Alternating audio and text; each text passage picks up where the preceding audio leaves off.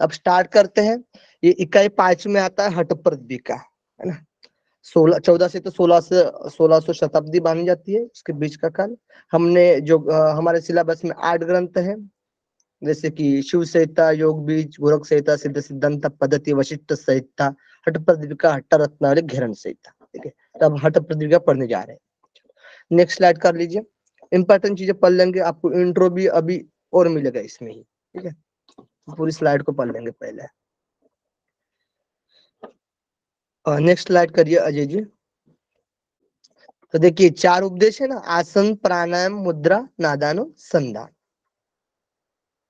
जो आसन की संख्या है ना, सूत्र संख्या 67 है, और प्राणायाम की 78, मुद्रा की 126, और नादानुसंधान की 114। नेक्स्ट स्लाइड करिएगा अजय कुमार जी। और टोटल मिला के हो जाता है 385। तो पहला चैप्टर है जो उपदेश है हमारा, वो आसन है, आसन को पढ़ेंगे हम। देखिए आसन में जो पहला प्रथम उपदेश है उसमें चर्चा की गई। देखिए योग के लिए उपयुक्त स्थान और मठ की चर्चा आती है। इसके बाद 6 साधक और 6 बाधक तत्व की चर्चा की गई है। साधक यानी अच्छे, और बाधक यानी बुरे, है ना, उसको छोड़ना चाहिए और साधक को लेना चाहिए। 15 आसनों का जिक्र किया गया है। उसमें सिद्धासन, पद्मासन को महत्वपूर्ण बताया गया है, लेकिन उसमें से भी सिद्धासन को महत्वपूर्ण है। ठीक है, मेन सिद्धासन को माना गया। आहार कैसा होना चाहिए, यानी पथ्य अपथ्य की चर्चा की गई है। क्या खाना चाहिए, क्या नहीं खाना चाहिए। Thank you ji Rajni ji, review Rajni sir ने भेज दिया है। एक एक ही स्लाइड आपको नेक्स्ट करते जाना है। ठीक है, उसके बाद करिए। अब इसके बाद करिए नेक्स्ट क्या है। ओके। जो दूसरे में आता है कि हमें नाड़ी शुद्धि, षटकर्म, प्राणायाम। प्राणायाम में 8 कुंभक की चर्चा बताई गई है। सूर्यभेदी, उज्जय, शीतकारी, शीतली, भस्त्रिका, ब्राह्मणी, मूर्छा और प्लाविनी। इस प्रकार से द्वितीय उपदेश में इन सबकी चर्चा है। Next slide. जब द्वितीय उपदेश में लास्ट में ये बहुत इंपॉर्टेंट है, हठ सिद्धि के लक्षण बताए गए हैं। जब हठ सिद्धि हो जाती है तो उसके लक्षण क्या क्या हो सकते हैं।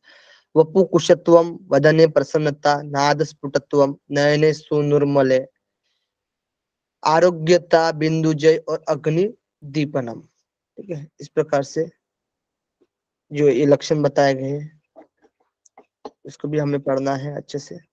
नेक्स्ट, तृतीय उपदेश में कुंडलिनी को योग शास्त्र का आधार बताया गया है ना। कुंडलिनी को योग शास्त्र का आधार बताया गया है। तो आधार क्या है योग शास्त्र का, तो कुंडलिनी है। नेक्स्ट, मुद्रा की चर्चा आती है तृतीय उपदेश में ही। 10 मुद्रा बताए गए, महामुद्रा, महाबंध, महाभेद, खेचरी, उड्डयन, मूल बंध, जालंधर बंध, विपरीत करनी, वज्रोनी, शक्ति चालिनी। मोस्ट इम्पोर्टेंट है, ये आपको याद होनी चाहिए। ठीक है, नेक्स्ट, नादानुसंधान की विधि बताई गई है। नादानुसंधान से समाधि की अवस्था का वर्णन। चतुर्थ जो उपदेश बताया गया था ना, हमने बताया समाधि का, नादानुसंधान वाला। ठीक है, तो इसमें नादानुसंधान की विधि बताई गई है और नादानुसंधान से समाधि की अवस्था का वर्णन बताया गया है। अब नादानुसंधान में समाधि की अवस्था का वर्णन है वो 4 टाइप में है, जैसे कि आरंभावस्था, घटावस्था, परिचय अवस्था, निष्पत्ति अवस्था। आरंभ हो रहा है, फिर घड़े टाइप घड़ा बन रहा है ना, फिर उसका परिचय हो रहा है, फिर जाकर निष्पत्ति अवस्था। ठीक है, नेक्स्ट। अब जैसे कि प्रथम उपदेश में ही अब प्रथम उपदेश आते, चारों हमने उपदेश का इंट्रो तो देख लिया ऊपर ऊपर। ठीक है, अब प्रथम उपदेश वाला देखते हैं। ठीक है, इंपॉर्टेंट चीज पढ़ रहे हैं हम प्रथम उपदेश में। बाधक तत्व 6, अभी हमने बाधक तत्व और साधक तत्व बोले थे। अब बाधक तत्व पहले वर्णन किया गया है हठ प्रदीपिका में। तो बाधक तत्व 6 प्रकार के हैं। अत्याहार, प्रयास, प्रजल्पन, नियमाग्रह, जनसंघ और लोल्यम। अत्याहार क्या है, तो अत्य आहार करना, है ना। अति आहार ग्रहण करना, अत्याहार, अधिक भोजन कर भोजन करना, ये बाधक तत्व, अधिक भोजन नहीं करना चाहिए। प्रयास, बिना मतलब के अधिक श्रम करना, है ना, कोई मतलब नहीं बन रहा है और आप प्रयास ही कर रहे हो, उसका कुछ सोल्यूशन ही नहीं मिल रहा है, बिना वजह आप प्रयास ही कर रहे हो, तो ये भी बाधक तत्व में बताया गया। प्रजल्प यानी अधिक बोलना, है ना, जितना इम्पोर्टेंट चीजें होता है उतना ही बोलना होता है, ज्यादा बोलकर भाजी पारा नहीं करना होता है ना, तो अधिक बोलना प्रजल्प यानी। देखो, नियम आग्रह, नियमों से न बनना, यानी है ना, हम बहुत से नियम रखते हैं, अब इस टाइम में इसमें जाना ही है, ये करना ही है ना, बहुत से नियम बना देते हैं, अब इसको फॉलो करना होता है ना, तो नियमों से न बनना, यानी ज्यादा नियम नहीं करना है, ज्यादा फॉलो नहीं करना है, ठीक है। और जनसंग यानी भीड़ भाड़ में नहीं रहना, एकांत में रहने की बात बताई गई है ना, भीड़ भाड़ में नहीं रहना है, जनसंग का त्याग करना है ना, लोगों में आप रहोगे तो क्या होगा, जन में रहोगे तो अलग अलग बातें होंगी, कुछ कोई अच्छा बोलेगा, कोई बुरा बोलेगा, माइंड भी अच्छा नहीं रहेगा, है ना, अनफ्रेश चीजें हो जाती है कभी कभार, है ना। और जो साधना है, साधना में मन नहीं लगेगा आपको, एक्टिवनेस नहीं रहेगा, इसलिए आपको नियम ये जो जनसंघ में है, जनसंघ में नहीं रहना चाहिए, है ना, यानी जनसंघ का त्याग करना चाहिए। लोल्यम, यानी लोल्यम का मीनिंग होता है चंचलता, है ना, चंचलता को छोड़ना है हमें, है ना, यानी ये मन से कनेक्ट है चंचलता। यहाँ से क्वेश्चन बहुत बार बन जाता है, मतलब बन गया है, अत्याहार, प्रयास, प्रजल्पन, नियमाग्रह, जनसंघ और लोल्यम, इसको आपको याद रखना है, इसी तरह से संस्कृत में याद रखना है आप लोगों को, श्लोक है उसको बालक तत्व वाला उसको याद करना है। यहाँ तक किसी को प्रॉब्लम हो तो बताना मुझे, ठीक है, जिसमें भी प्रॉब्लम आता है। चलो फिर नेक्स्ट, हाँ बताइए। अत्याहार ना अत्याहार। अत्य आहार, आहार, अति अति आहार ग्रहण करना, है ना, अधिक भोजन। अब देखो, हाँ, आहार यानी मानसिक में भी आता है, ऐसा नहीं कि भोजन वाला ही आहार समझ सकते हैं, है ना, हम बहुत से अलग अलग व्याख्या कर सकते हैं अत्याहार का, जैसे कि जो मानसिक लेवल होता है ना, प्रत्याहार वाला, प्रत्याहार कर रहे हैं, है ना, तो जो इंद्रिय से जो हम पांचों ज्ञानेंद्रिय और कर्मेंद्रिय से जो आहार ग्रहण कर रहे हैं ना, उससे भी अति नहीं करना है, ठीक है, पंचेंद्रिय कर्मेंद्रिय भी आ जाते हैं उसमें, मन भी आ जाता है, तो ये भी ध्यान रखना आप लोग। चलो नेक्स्ट, खाने वाला ही नहीं है ना, ये बात ध्यान रखना। साधक तत्व, अब साधक अच्छे, अब इनको हमें करना है ना, उतारना है हमारे जीवन में, ये साधना में जो हम हठ योग की साधना कर रहे हैं उसमें उत्साह, उत्साहित होना रहना होता है, मन में जो उत्साह होना चाहिए, है ना, हमारा मन कैसे उत्साहित रहना चाहिए। साहस, यानी हर कठिनाई से पार पाने का साहस होना चाहिए, जो हम हठ योग की क्रिया कर रहे हैं, जो हमारा तप कर रहे हैं, हम जो साधना कर रहे हैं, है ना, तो उसमें साहस होना चाहिए। हाँ, जो भी कठिनाई आएगी, है ना, उससे हम पार जा सकते हैं, तो साहस होना। धैर्य, बीच में न छूटे, है ना, धैर्यता होनी चाहिए हमारे अंदर, धैर्यवान बनना है, उसको धारण करके रखना, धैर्य, धीरता, है ना, धीरता बोलते हैं हम, धीरता रहनी चाहिए। तत्व ज्ञान, प्रकृति पुरुष का ज्ञान होना चाहिए, यानी तत्व ज्ञान यानी जो प्रकृति और पुरुष बताई गई है ना, जैसे हम देखे पतंजलि योग सूत्र में, सांख्य दर्शन में, तो ये प्रकृति क्या है, पुरुष क्या है ना, इसका भी ज्ञान होना चाहिए, तत्व ज्ञान, मतलब उसका भेद समझना चाहिए, है ना हमें। निश्चय, अब निश्चय, निश्चय करते हम, है ना, जब हम इसको निश्चय कर रहे हैं कि ये चीज चाहिए हमें, है ना, निश्चय कर दिया है, जैसे ये साधना के ही बारे में, अलग चीज में नहीं जाना है, निश्चय करना, निश्चय कर लिया हमने किसी चीज का, ऐसे नहीं, ठीक है, साधना में ही निश्चय आता है, साधना के बारे में ही निश्चय करना है कि मुझे योग साधना करनी है, ये मैंने निश्चय कर दिया, अब मुझे साधना प्रारंभ करना है ना। जनसंग परित्याग है ना, जनसंग, उसमें जनसंग में नहीं था, बाधक में जनसंग में नहीं जाना था, है ना, मतलब जनसंग का त्याग करना था, सॉरी, उसमें जनसंग बताया गया था बाधक तत्व में, इसमें जनसंग परित्याग यानी जनसंग का परित्याग करना है, भटकाने वाले लोगों का साथ छोड़े। यहाँ पर सर किसी को, ये हाँ बताइए। जनसंघ जनसंघ परित्याग और वो जो बाधक तत्व में था, ये दोनों एक ही है ना? ये एक ही है। और सर ये प्रकृति और पुरुष के बारे में थोड़ा आप बताओगे कुछ? इसे बताने के लिए तो बहुत है, जैसे कि अब देखिए वैसे थोड़ा आप बता दो। ठीक है ठीक है। सर अब थोड़ा थोड़ा बताइए सर, बहुत अच्छा लग रहा है। पास फेल का कोई मैटर नहीं है, जानकारी रहना चाहिए, अच्छा लग रहा है इसलिए क्लास हो रहा है, तो ठीक जितना बताएंगे उतना अच्छा लगेगा, है, स्टूडेंट भी जैसे बढ़ेगा। जैसे हम सांख्य दर्शन में जाते हैं ना, तो उसमें क्या है, ज्ञान ज्ञान लेना होता है प्रकृति के, है ना। अब तत्व ज्ञान, अब प्रकृति पुरुष का ज्ञान होना चाहिए, तो प्रकृति में बहुत सारी चीजें आते हैं, जैसे हमने देखा कि मूल प्रकृति, जैसे सांख्य दर्शन का हम योग दर्शन का देखेंगे तो मूल प्रकृति से क्या होता है, महत यानी बुद्धि होता है, बुद्धि उत्पन्न होती है, उसके बाद अहंकार उत्पन्न होता है, और अहंकार से भी सत्व रजत तमो उत्पन्न होता है। सत्व प्रकृति से मन और ज्ञानेन्द्रिय और कर्मेंद्रिय यानी मन, मन हो गया, और फिर ज्ञानेन्द्रिय और कर्मेंद्रिय, वाक पानीपात पायु उपस्था, ये कर्मेंद्रिय। और जो तम से होते हैं तन्मात्रा, और तन्मात्रा से होते हैं पंचमहाभूत।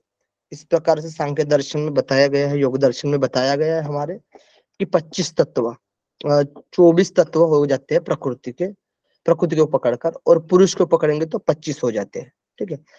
तो इन दोनों का जो जो मैंने बताया है, जो जो नाम लिया है, उसका ज्ञान होना चाहिए, यानी तत्व ज्ञान, उसका ज्ञान होना चाहिए हमें, एक पुरुष, ठीक है जी। और सर ये जो प्रकृति होती है, ये तो एक वो भी था ना कि पुरुष की प्रकृति कैसी है, मतलब व्यवहार कैसा है, मतलब उसका रहन सहन, वो प्रकृति कैसे है, उसका बोलने का, या वो प्रकृति है, एक जो वातावरण को कहते हैं।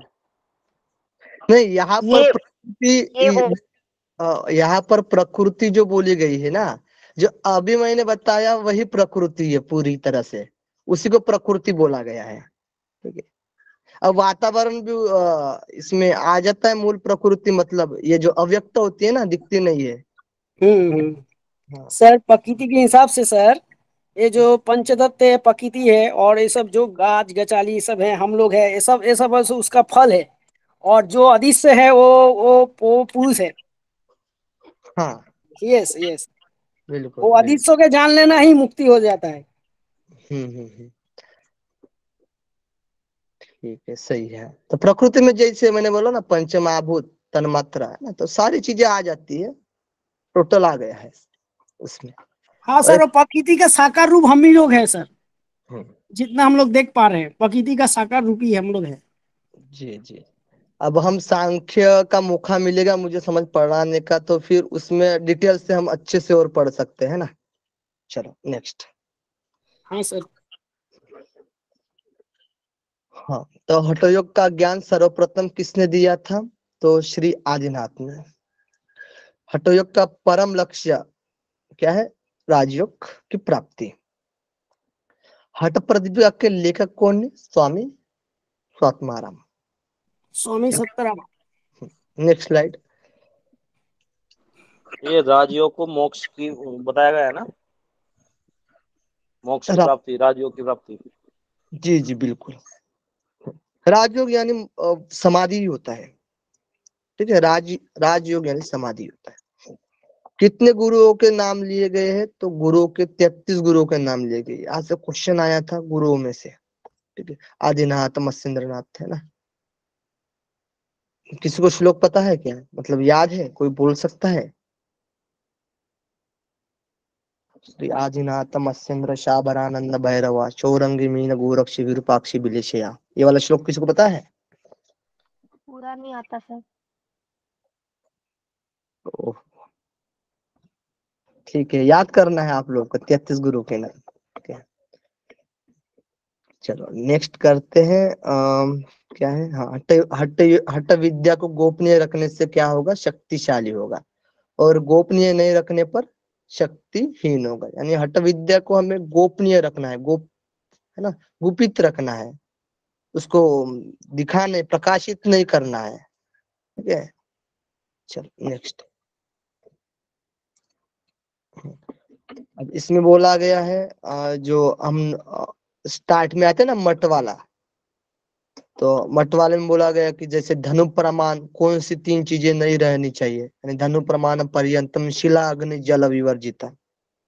श्लोक क्वेश्चन में आया हुआ था धनु प्रमाण पर, कुट्टी के बारे में जब चर्चा होती है तब। तो 3 चीजें नहीं रहनी चाहिए उसके आसपास, जैसे कि शिला, अग्नि और जल। शीतलता, अग्नि, जल, है ना। साधक तत्व हमने अभी पढ़ा था, उत्साह, साहसात, धैर्य, तत्वज्ञानात, निश्चयात, जनसंग, परित्यागात। और बाधक तत्व अत्याहार, प्रयास, प्रजल्प, नियमाग्रह और जनसंग, लोल्यम। ठीक है, नेक्स्ट। तो बुक से भी पढ़ लेंगे, कोई दिक्कत नहीं। आप थोड़ा सा है ना ऊपर ऊपर इम्पोर्टेंट चीजें आपको मिल रही है पढ़ने के लिए, बुक से भी पढ़ लेंगे। आसन हठ योग का पहला अंग है। बुक का नाम, तस्वीर भेज दीजिएगा, और पीडीएफ तो और भेज ही रहे हैं आपके हिसाब से। हाँ बुक सर। बुक भेज हाँ देता हूँ मैं। हाँ हाँ। डाउनलोड नहीं हो रहा था मेरे यहाँ से, नेटवर्क बहुत इशू जा कोई रहा बात है। नहीं सर, हम लोग अवसर टाइम में खरीद भी लेंगे। और आप तो पीडीएफ भेजते हैं, प्रायोरिटी पीडीएफ देंगे। और अधिक जानकारी के लिए बुक तो है। हाँ हाँ।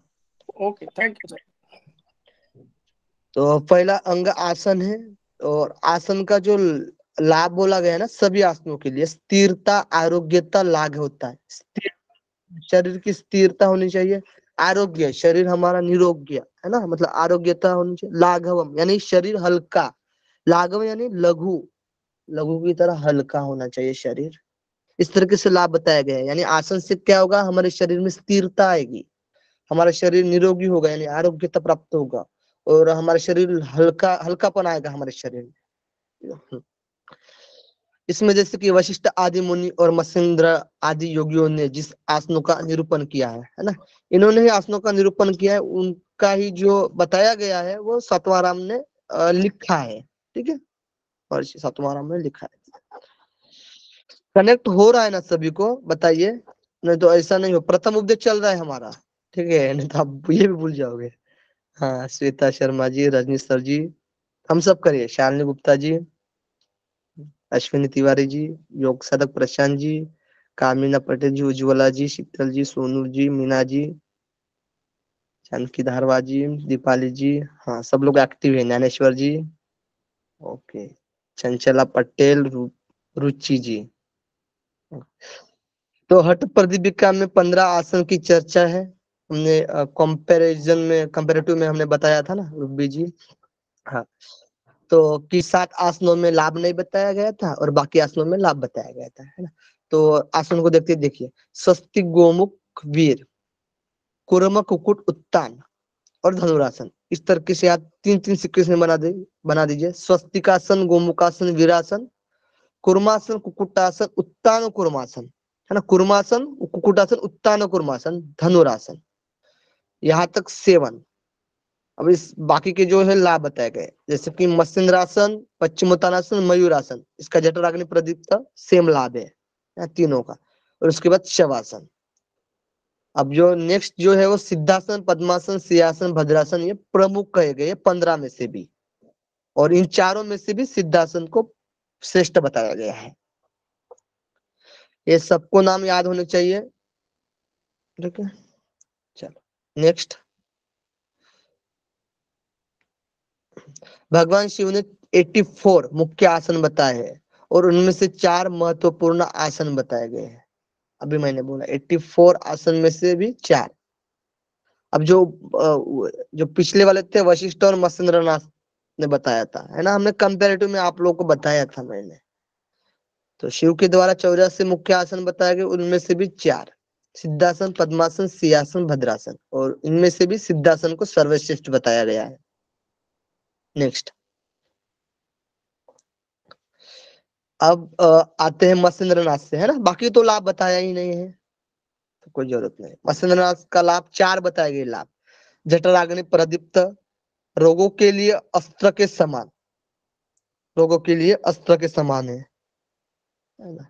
और कुंडलिनी जागृत और चंद्रमंडल स्थिर, यानी रोगों के लिए अस्त्र है ना, हम अस्त्र शस्त्र अस्त्र है ना, तो रोगों के लिए अस्त्र के समान कुंडलिनी जागरण करता है, ये इंपॉर्टेंट है। और घेरण संहिता में हमने देखा था भुजंगासन कुंडलिनी जागृत करता है, और चंद्रमंडल स्थिर। तो ये 4 लाभ है, आपको याद होनी चाहिए। नेक्स्ट,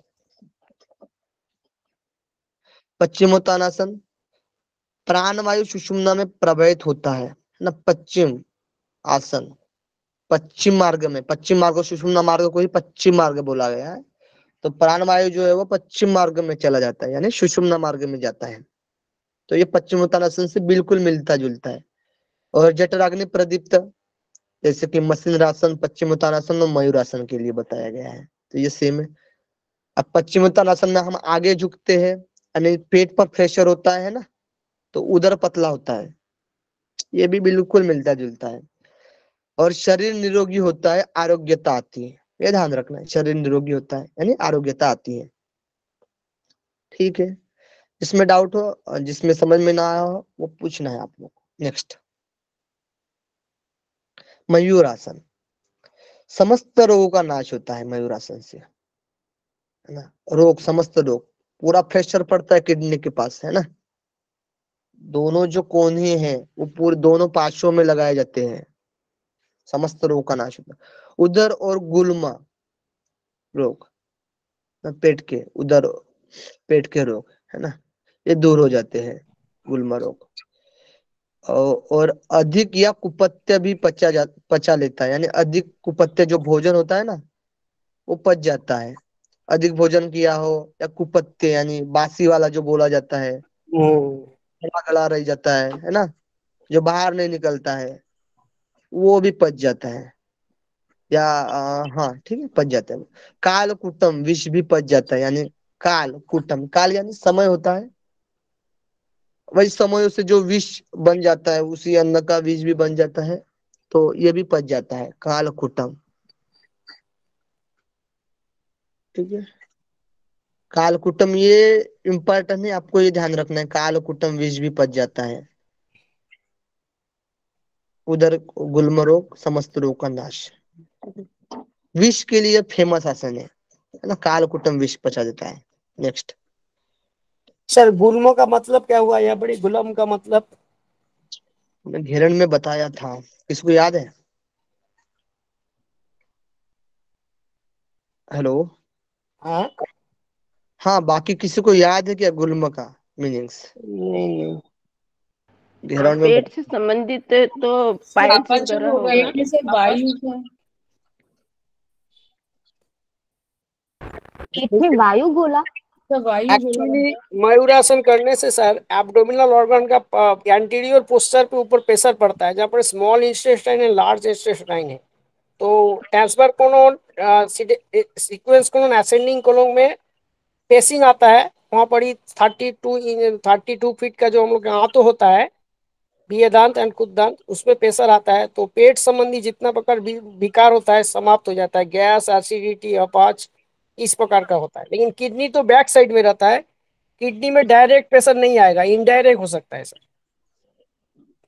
हाँ, उधर तो बताया है ना, पेट वाला जो हाँ उधर भाग है वो तो हाँ हाँ बताया। हाँ, तो हम लोग का पेट का जो नौवा नौवा भाग है वो पूरे के ऊपर में पेशिंग आता है। उर्मिला जी बताइए, गुल्म का मीनिंग क्या होता है? आपने बताया था ना, बताइए। अपच। अपच, सर्च कर हाँ, दिया। ये डाइजेशन सिस्टम का प्रॉब्लम है, ठीक है, डाइजेशन सिस्टम। तो उसी से संबंधित है। ठीक हाँ, है, जीआई ट्रैक्ट पे जो बीमारी होता है उसको ही गुल्मो कहा जाएगा, तो लेकिन उसी किडनी नहीं आएगा। उधर से संबंधित है। जैसे कि अमित सर ने बोल रहे हैं ना, जैसे हम जो दोनों हाथ नाभि में चले जाते हैं ना, जब मयूरासन हाँ, का पूरा प्रेशर पड़ता है, पच वाला हाँ प्रॉब्लम, उधर का प्रॉब्लम वो खत्म हो जाता है।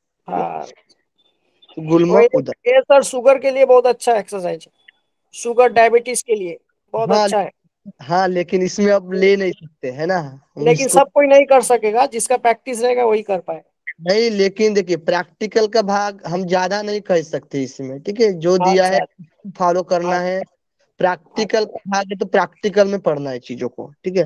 बस इसमें हमको समझने के लिए, जैसे कि फ्रेशर पढ़ रहा है नाभिक के पास, मतलब उदर के पास, तो हाँ चलो उदर के रोग इसमें दिया है तो उदर को हम कनेक्ट कर सकते हैं।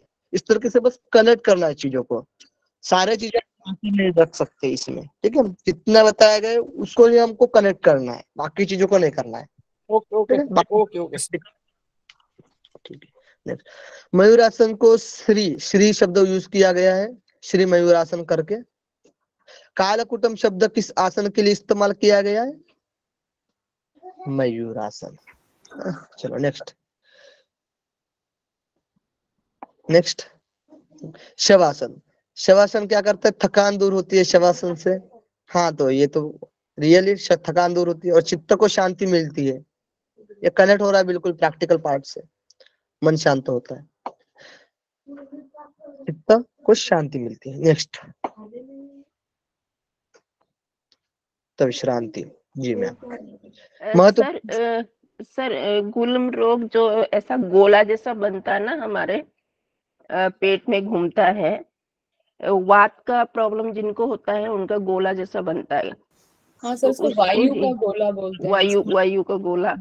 तो वात जो 5 प्रकार के होते हैं उसमें ये गुलम रोग बताया गया है। यस हाँ यस यस ये तो देखिए आयुर्वेद में उसे वायु गोला ही बोलते हैं। वैसे हाँ, जो वायु गांठ गोला। होती है, हाँ। गांठ होती है वह पीत, और वो पीत वात की गांठ बन जाती है गोल टाइप की बॉडी में, उसे ही गुल बोलते हैं। Okay ma'am.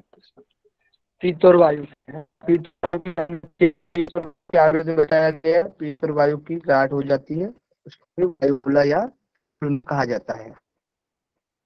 धन्यवाद मैडम। उसी से रिलेटेड है वायु जो अपच वाला भी उसमें आ जाता है, गैस हो जाता है, पित्त और गैस के रिलेट में आ जाता है, ठीक है, ध्यान रखना। चलो तो 4 महत्वपूर्ण आसन है, सिद्धासन, पद्मासन, सिंहासन, भद्रासन। इन 4 आसनों में एक आसन सर्वश्रेष्ठ है, सिद्धासन। सिद्धासन, पद्मासन, सिंहासन, भद्रासन। ओके। हमने 7 आसन में कोई लाभ नहीं देखा था ना, स्वस्ति, गोमुख, वीर, कूर्म, कुकुट, उत्तान कूर्म, धनुरासन। और 4 आसन में लाभ देखे थे, जो मत्स्येंद्रासन, पश्चिमोत्तानासन, मयूरासन, शवासन। अब ये जो सिद्धासन, पद्मासन, सिंहासन, भद्रासन, इनमें भी लाभ बताए गए हैं, ये भी हम देखते हैं। इन 4 आसनों में भी एक आसन सर्वश्रेष्ठ है, यानी सिद्धासन। नेक्स्ट सिद्धासन। देखिए सिद्धासन के जो अन्य नाम बोले जाते हैं ना, वज्र मुक्त गुप्ता, ये हठ रत्नावली में भी बताया गया है, वज्र मुक्त गुप्ता। दोनों तरीके से विधि बताई गई इसमें, 2 प्रकार की विधि बताई गई दोनों तरीके से। जैसे कि अभी बाकी को याद होगी तो देखिए, जैसे कि एक शिवनी पर लगाया जाता है और एक जनेंद्र पर रखा जाता है, और एक पैर को शिवनी पर लगाया जाता है और उसके एडी पर रखा जाता है ना। इस तरीके से सिंपल है बिल्कुल। नाड़ियों की संख्या 72,000 बताई गई है, और 12 वर्ष तक अभ्यास से सिद्धि, निष्पत्ति और उन्मनी की प्राप्ति होती है। अब एक कंफ्यूजन हो सकती है, इसका लाभ बता रहे हैं, सिद्धासन का जो लाभ बता रहे हैं ना, कि 72,000 की नाड़ियों की शुद्धि करता है सिद्धासन, और 12 वर्ष तक अभ्यास करने से निष्पत्ति और उन्मनी। निष्पत्ति और उन्मनी एक ही शब्द है समाधि का। जब आप नादानुसंधान में जाओगे ना, चौथे उपदेश में, तो उसमें 16 समाधि के पर्यायवाची बताए गए, उसमें ही निष्पत्ति और उन्मनी का उल्लेख है, ठीक है। तो निष्पत्ति आए या उन्मनी आए या मनोमनी आए या राजयोग आए, कोई भी आए, समाधि है, ठीक है। 12 वर्ष तक अभ्यास करने से समाधि की प्राप्ति होती है, ये ध्यान रखिए। नेक्स्ट पद्मासन। पद्मासन में भी 2 प्रकार से किया जाता है, 2 प्रकार बताया गया, एक मत्स्येंद्रनाथ और दूसरों की विधि है ना। एक पहले मत्स्येंद्रनासन का उल्लेख बताया गया है, और एक दूसरे कोई जो हठ योगी बने हैं, जैसे 33 गुरु बताए गए थे ना, उनमें से भी तो जिन्होंने बताया है उनकी भी विधि बताई गई है। तो 2 प्रकार से बताया गया पद्मासन में भी। इसमें प्राण और अपान वायु को ऐक्य करने की बात कही गई है पद्मासन में। ये इम्पोर्टेंट हो सकता है, ठीक है। तो ये सभी जगह पर इतना भी इम्पोर्टेंट नहीं है। नेक्स्ट,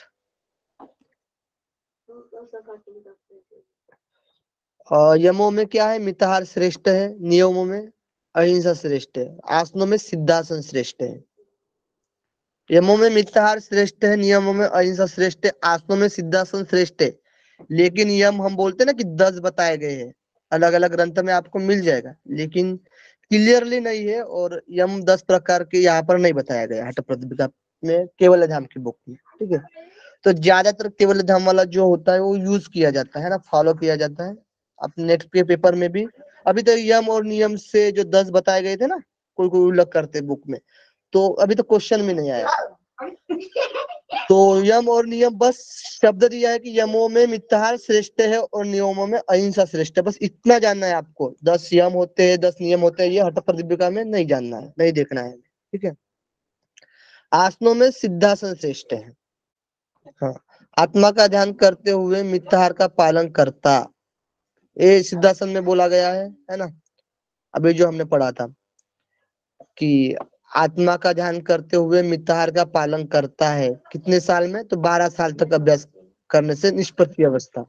ये आत्मा का ध्यान करना होता है, मिताहार का पालन करना होता है, 12 साल तक अभ्यास करने से ये तीनों चीजें आ जाती है ना? और सिद्धासन का अभ्यास, इसमें सिद्धासन का अभ्यास भी आ जाता है, यानी चारों चीजें आ जाती है, तब निष्पत्ति अवस्था की प्राप्ति होती है।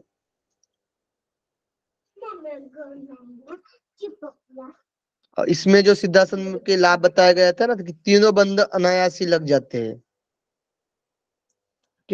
केवल ही कुंभक से उन्मन्नी कला यानी वही है समाधि की प्राप्ति होती है। तो तीनों बंध अनायास ही लग जाते हैं, ये क्वेश्चन आया हुआ है, नोट कर लीजिए।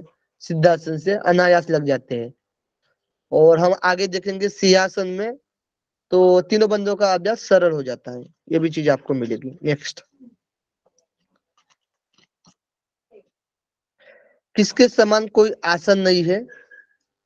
तो सिद्धासन बोल सकते हो आप, सिद्धासन। किसके समान कोई कुंभक नहीं है? केवल कुंभक। किसके समान कोई मुद्रा नहीं है? खेची मुद्रा।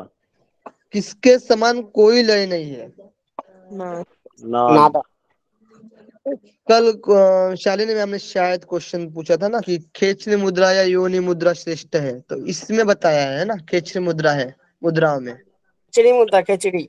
हाँ, घेरण संहिता में नहीं बताया है ऐसे कोई, है ना।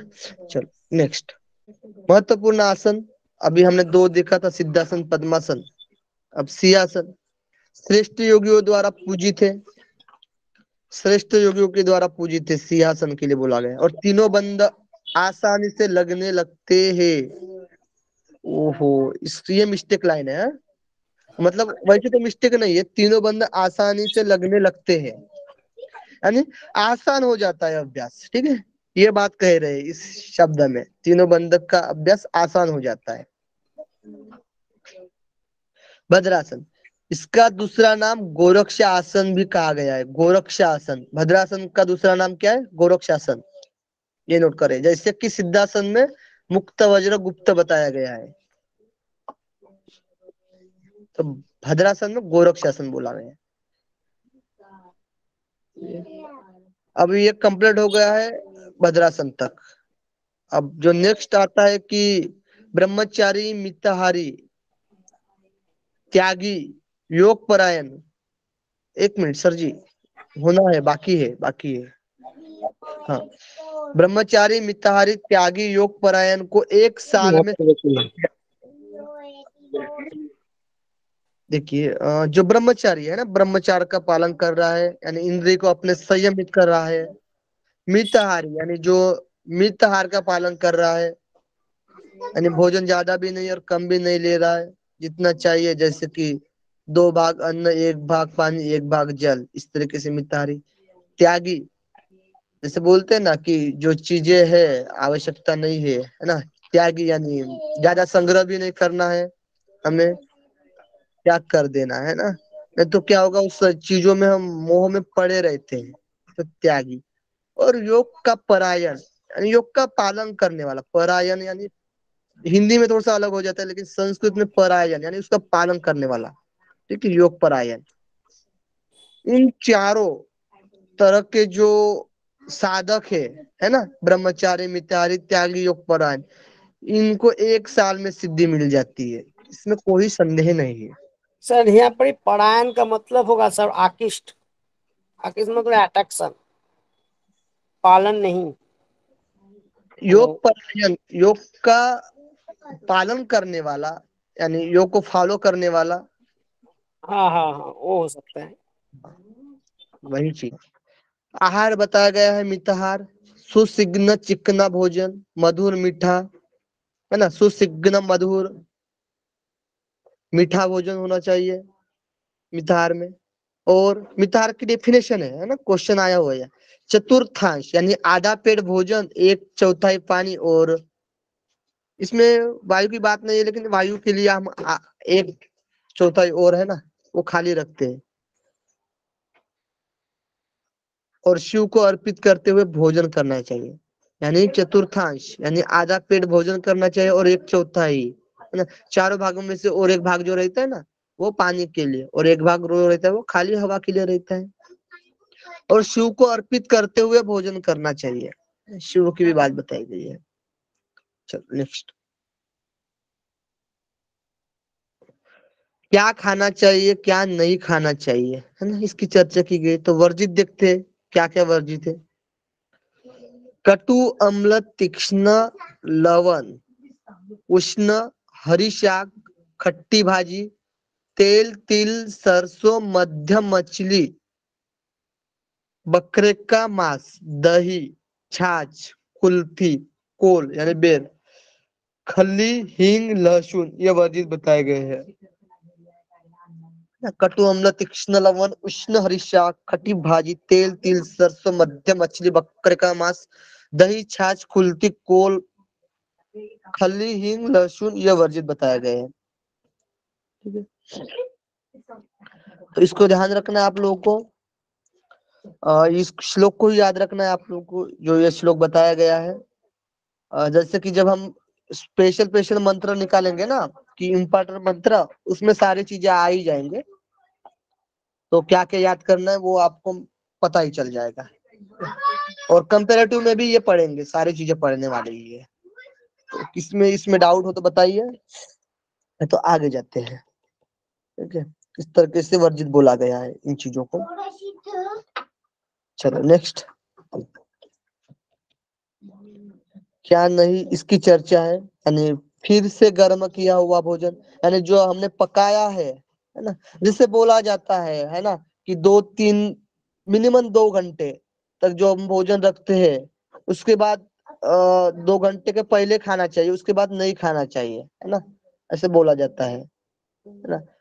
तो क्या करते हैं हम, ठंडा हो गया गर्म करते हैं फिर से, तो ये नहीं करना है इसमें। ठीक है, गर्म करके नहीं खाना है फिर से। रूखा भोजन, यानी उसमें कोई चिकनाई नहीं है। अधिक नमक या खट्टाई वाला, नमक, है ना, नमक वाला भी नहीं खाना चाहिए, और एकदम खट्टी चीजें भी नहीं खाना चाहिए। और वर्जित शाक भी ना खाए, यानी सारे सब्जियों को, जो शाक है ना, सब्जियां, उसको वर्जित बोला गया है। इसमें से 5 जो सब बोला गया है ना, लेकिन पंच शाक खाए। जैसे कि क्या बोलते हैं, पंच शाक में आता है जीवंती, चौलाई, बधुआ, पुनर्नवा, मेघनाथ। ये पुनर्नवा, मेघनाथ। पंच शाक में आते हैं, मैंने ट्रिक रखा था जी। JBC, एमपी के कोई है तो जेबीसी चलाते हैं ना, जेपीसी, तो जेबीसी, जीवंती, बधुआ, जेबीसी, चौलाई, और एमपी मेघनाथ, पुनर्नवा। क्लियर है, जेबीसी एमपी। तो मैसेज कर दीजिएगा कोई, जेबीसी क्या एमपी। कहा वो सर, यार समझ नहीं पाए, जेबीसी एमपी का मतलब क्या हुआ? ये और एक बार पंचशाक में क्वेश्चन आया हुआ है।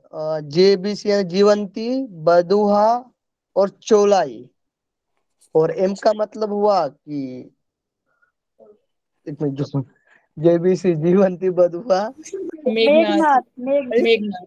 मेघनाथ, और पुनर्नवा। हाँ, मेघनाथ और पुनर्नवा, तो ये पंचशाक में बताया गया है। वो भोजन के बारे में सर। हाँ, शाक है ना, सब्जियां जो होती हाँ है हरी हाँ सब, हाँ हाँ हाँ, ठीक है ठीक। सारे वर्जित बोला गया है, लेकिन ये जो पंच शाक बोला गया है इसको खा हम्म सकते, जीवंती बधुआ मेघनाथ पुनर्नवा, है ना, हम्म। चोला।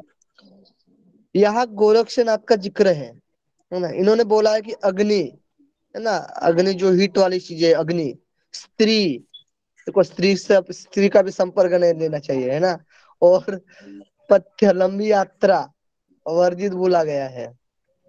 सुबह का स्नान, एकदम सुबह में स्नान भी नहीं करना है, और उपवास भी वर्जित किया गया है। इन इसमें मिला जुलाकर 5 चीजें बताया गया है ना, अग्नि, स्त्री, लंबी यात्रा, सुबह का स्नान और उपवास, ये वर्जित बोला गया है गोरक्षनाथ के अनुसार, इनका जिक्र है। अग्नि, स्त्री, लंबी दूरी की यात्रा गोरक्षनाथ जी के मुताबिक। दुर्ज और देखिए, दुर्जन स्थान, दुर्जन जो स्थान है, जो दुर्जन स्थान होते हैं ना, बहुत से दुर्जन स्थान होते हैं, है ना। अग्नि, स्त्री, लंबी दूरी की यात्रा, प्रातः स्नान और उपवास, ये नहीं, क्या नहीं करनी, करनी है तो शरीर को कष्ट देने वाली होती है ये, शरीर को कष्ट देने वाले होते हैं। अब दुर्जन स्नान का एक कुछ कहानी होती है, जैसे कि अब हाँ, जैसे कि दुर्जन स्नान, दुर्जन स्थान यानी जैसे वेश्याघर भी होता है। एकांत, नहीं, एकांत, एकांत नहीं ना जी, दुर्जन एकांत होता है क्या? दुर्जन, एकांत स्थान होगा।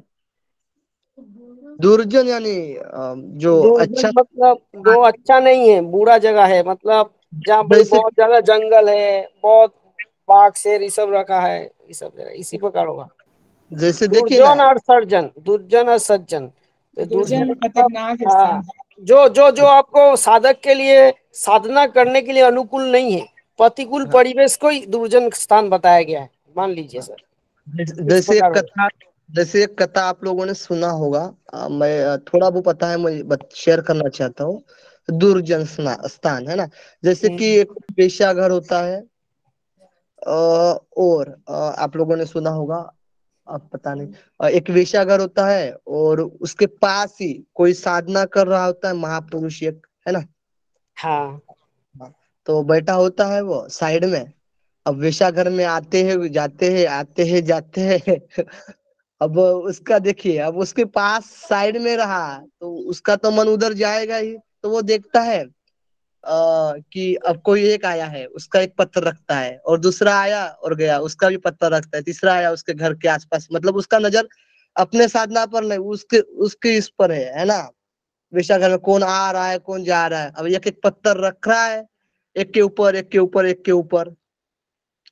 अब जब आते हैं, पुण्य पाप जैसे होता है ना, कि पुण्य किया है पाप किया है, कर्म, जब हम कर्म करके हम अब जाने का समय होता है, तो ये जो यम लोग आते हैं लेने के लिए, तो वो बोलता है, अब यम लोग क्या होगा कि जो नरक वाले होते हैं, नरक वाले है ना, स्वर्ग नरक, तो नरक वाले लोग आते हैं और इनको उठाते हैं, ये महापुरुष को, जो कोई साधना कर रहा है। वो भी साधना कौन सी कर रहा है, वो देख रहा है, इसमें पत्थर रख रहा है, पेशा घर में कौन आ रहे हैं कौन जा रहे हैं, तो उनको उतार लेते हैं। वो बोलता है हम तो कुछ नहीं किए, हम तो साधना कर रहे हैं, हम तो अच्छी चीजें कर रहे हैं, और वो वेश्या घर में वो चल रहा है, आप उनको उठा कर लेकर जाओ। लेकिन आप किसका हिसाब किताब रख रहे थे? है ना, उनका, मतलब आपका ध्यान कहाँ पर था, उनका कौन आ रहा है कौन जा रहा है, आप पत्थर पे पत्थर, तो उनको ना उठा करके उनको उठा लिया, देखिए। तो इस तरीके से होता है। तो हम अपने साधना में रहना चाहिए, दूसरों पर ध्यान नहीं रहना चाहिए, इसलिए दुर्जन स्नान में जाएंगे, स्थान में रहेंगे ना, तो यही होगा, यानी अलग नजर जाएगी तो फिर उसका हिसाब किताब, वो अच्छा नहीं कर रहा, ये कर रहा है वो कर रहा है, उसका ध्यान रहेगा, तो इसीलिए अवॉइड कहा गया है ना। इस तरीके से कहानी भी है, समझ में आई होगी थोड़ी बहुत। चलो, ये कहानी आप कहाँ से पढ़े हैं सर? अब नो आइडिया है। ठीक है, सुनिए। नहीं नहीं, आप किसी भी जगह से पढ़े हैं? नहीं नहीं, नहीं हम सर, हम मैंने भी सुना है ये कहानी। अभी ये तक देख, कहानी बंगाल का जो रामकृष्ण मिशन है ना, उसका किताब में कथामित में है, अच्छा इसलिए। अच्छा, रामकिशन, रामकिशन मिशन, ओके। देखो, हाँ ठीक है, ये क्लियर हुआ कि लास्ट में और हो गया है। 1 मिनट, खत्म हुआ। नेक्स्ट है इसका मतलब होता है जो भी काम करो अच्छा मन से करो, सफलता मिलेगा। पंचशाख। वो साधना कर रहा था लेकिन उसका मन साधना में नहीं रह के दूसरा जगह पे था। हाँ हाँ, Yes. पंचशाख। हाँ, जीवंती, बधुआ, चोलाय, मेघनाथ, पुनर्नवा। ठीक है, ये ध्यान रखना है आप लोग को। JBC MP. पुष्टिकारक, सुमधुर, स्निग्ध, गाय के, यानी ये खाने वाली चीजें बता रहे हैं। पुष्टिकारक, सुमधुर, स्निग्ध, गाय के दूध से बनी चीजें, धातु को पोषण, मन को भाने वाली, है ना। पुष्टिकारक हो, पुष्टि करने वाली हो, सुमधुर हो, मधुर हो, है ना। स्निग्ध यानी चिकना, लसलसा, है ना। गाय के दूध से बनी चीजें भी होनी चाहिए, और धातु को पोषण करने वाली, और मन को भी प्रिय रहने वाली, प्रिय लगने वाली, भाने वाली। नेक्स्ट, इसको कंप्लीट कर देंगे इस पीडीएफ को। योग का अभ्यास कौन करे? तो युवा, वृद्ध, अतिवृद्ध, बीमार, दुर्बल, तो उनको भी योग में सिद्धि मिल जाएगी। युवा, वृद्ध, अतिवृद्ध, बीमार और दुर्बल, ये 5 चीजें बताए गए। देखिए, युवा भी कर सकता है, ऐसा नहीं कि वृद्ध नहीं कर सकता, वृद्ध भी कर सकता है। लेकिन जैसे शिशुओं लोग को बालक के लिए मना है। देखिए अति, इसमें लिखा नहीं है शिशु बालक। हाँ, बालक के लिए इसमें बोला गया, मतलब लिखा है, 12 नहीं, साल तक नहीं करना है, 12 साल के बाद करना है। लेकिन ऐसा भी इसमें नहीं बोला गया है कि बालक नहीं कर सकता है। ठीक है, ये ध्यान रखना। आप देखते इसमें इसमें वर्णन नहीं किया है, बट कहीं हमारे को पढ़ाया गया है कि 12 साल तक बच्चों की हड्डियां कमजोर रहती है, 12 साल के बाद करवाना चाहिए। देखो, ये आसन के लिए बोला गया ना, आसन के हाँ, बाद, ये हाँ आसन के लिए आसन के बोला लिए, गया।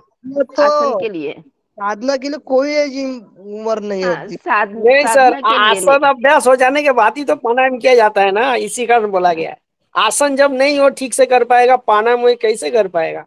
इसी नहीं, कारण महर्षि पतंजलि ने आसन के बाद प्राणायाम को रखा है। तो प्राणायाम क्यों नहीं पहले रखा है, ये भी रीजन है। देखिए, ठीक है, बात बताया है। बा, हाँ, जब 12 बात साल के बाद आसन में जब धातस्थ हो जाएगा, कंठस्थ हो जाएगा, उसके बाद प्राणायाम करो।